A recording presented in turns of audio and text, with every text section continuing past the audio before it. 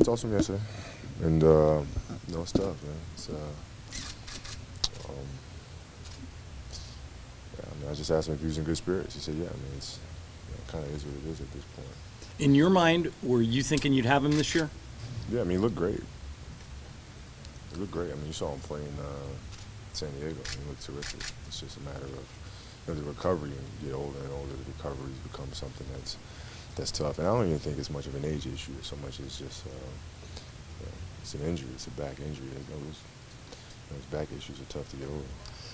When he came here, I know you two had talked about how you could be one of the NBA's most dominant backcourts. Was it just the broken leg and it just went down from there, or what? How do you look back on his 3-year run now? Well, I mean, he struggled with his back, even when he was in his prime. Now I really don't think it's it's an age thing. It's an injury thing. I mean, he's had to deal with it his entire career. And it's just caught up to him now. Exhibition season almost over. Are you curious to see Tuesday, the opener, finally regular season? You live for the playoffs, I know, but are you curious about the regular season? How you feel? Yeah, I mean, it's just the start of the journey, right? The official start of the journey. And, I know we're all looking forward to it. All the guys are looking forward to getting out there and competing, with something on the line. So. What do you guys got to focus on more than anything else if you're going to get out to a good start? It's defending the 3-point line, protecting the paint.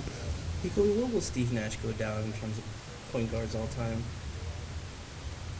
I don't know. That's ESPN's job to rank people. I don't get into that much. With him out there or not out there, does it affect your team at all, or were you kind of did you not count on having him anyway? Well, I mean, you're missing a lot, and his ability to create and shoot and his basketball IQ. So, we're missing a lot. And you just have to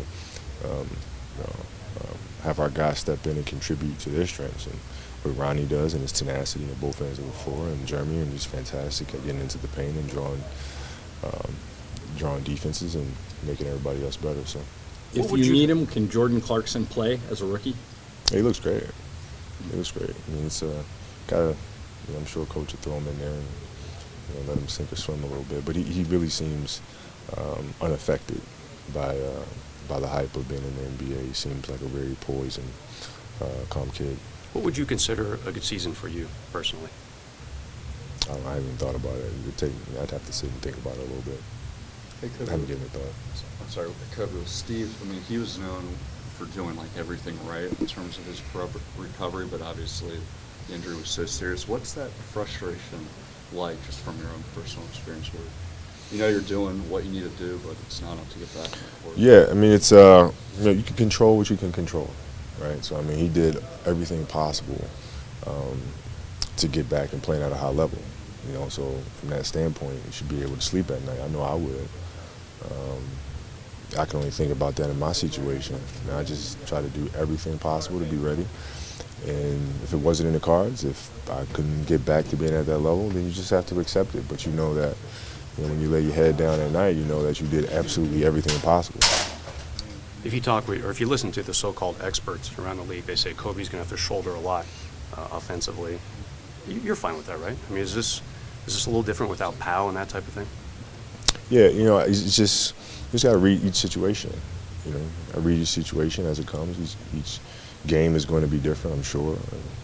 There'll be games where I have to do more, games where I'll do less, and you just kind of play it by ear. Are Boozer and Lynn what you thought they would be, at least so far? Yeah, I mean, they look great. Boozer's gotten himself into phenomenal shape, and he really looks like the Boozer of old. And Jeremy's a lot faster than I thought he was going to be. He's very athletic, and he's, that last game in Ontario, he was giving an incredible effort on the defensive end of the floor. He was harassing guards. He was, being physical, getting in the passing lane. So. What would you like to see Randall concentrate on as he kind of still learn how to be an NBA player? That's face-up jump shot. I think that's the natural progression for him. When he faces guys up, if they back up off him and hands it down, just go ahead and pull it. And the more and more comfortable he becomes shooting that shot, the more dangerous he becomes, because now he can get into the paint, and he's a fantastic passer and ball handler. So.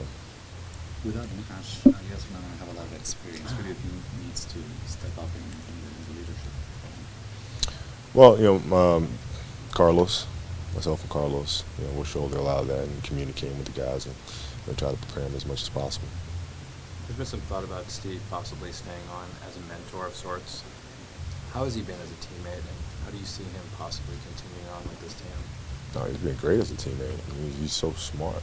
He sees things on the floor that people don't see, and he communicates those very well. So, be more than welcome, obviously.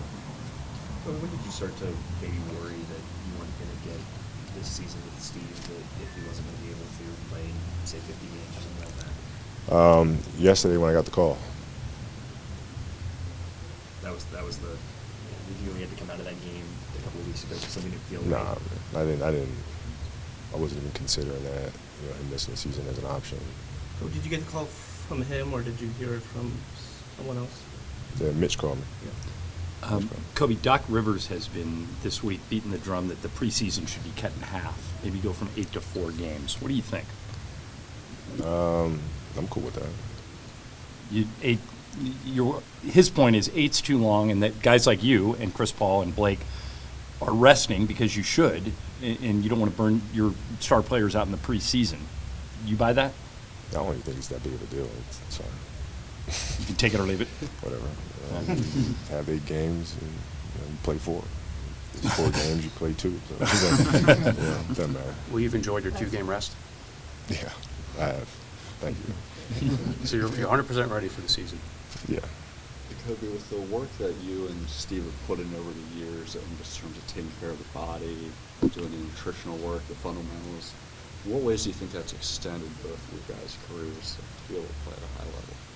Well, I mean, we're both playing.